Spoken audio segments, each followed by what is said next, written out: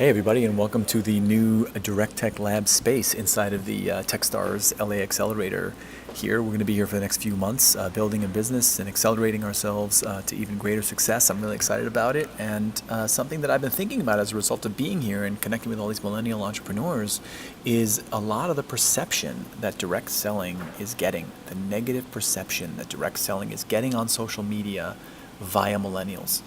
And it really kind of makes me sad, and I want us to really think about it and address it, because we very rarely want to pull back the curtain or lift up the covers and look what's really underneath the dark side of how people perceive our business. And I don't think that's healthy.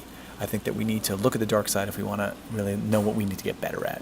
And there's Facebook groups all over the place of millennials that they won't, if they even smell that someone's in a direct selling company or in an MLM and that they're putting that product out onto the Facebook group, they will immediately ban people from those groups, because the taste for an MLM or a direct selling company has gotten so bad that they just create these instant knee-jerk reactions where you're instantly banned. Now, we sell a lot of amazing, great products and services here, and we offer an amazing business opportunity, especially to millennials who crave that time freedom, want to be a part of something meaningful, right? Want to be their own boss. What have we done? What have we done that is giving this bad taste in their mouths? And I invite you to look at that. I invite you to take a look at these Facebook groups out there that are banning millennials. If you have millennials that work for you, they've probably seen them. Ask them to look for it and find it for you. And ask ourselves, what are we doing here? When we know that the data's out there now that shows us that really 80% of everybody out there really has no business selling your products or service, but they may have a lot of business being a customer. And that bringing them into the business and pushing them to do something that they're not ready to do may make a quick buck, but later on costs us a lot, not just in the lifetime value of that person, but in their social network. And all of the burned people that were pushed to do a business that they weren't comfortable doing, failed because they never would have been successful in the first place, and are now spreading that negativity about direct selling out there by the millions of people. We just can't afford to do business like that anymore.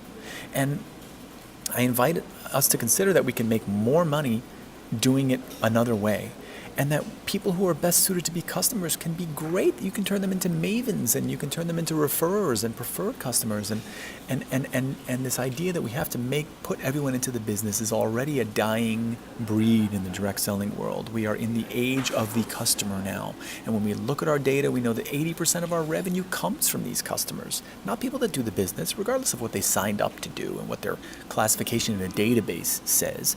80% of people really aren't going to do the business, and maybe even a little more than 80% aren't cut out to. But they might love your product, and they might want to refer it to other people. But if we're putting a bad taste into their mouth by encouraging people who shouldn't be into the business or aren't yet ready to be in it to do so, it's kind of, cutting off the nose to spite the face. So I want to invite you to look at that stuff. Don't take my word for it. Get out there, look out there, and see the evidence for yourself, and let's show the world that we as a channel can do better than this, right? That we offer a real value to people. And police that better if you can. And thanks a lot for listening and considering. Have a great one.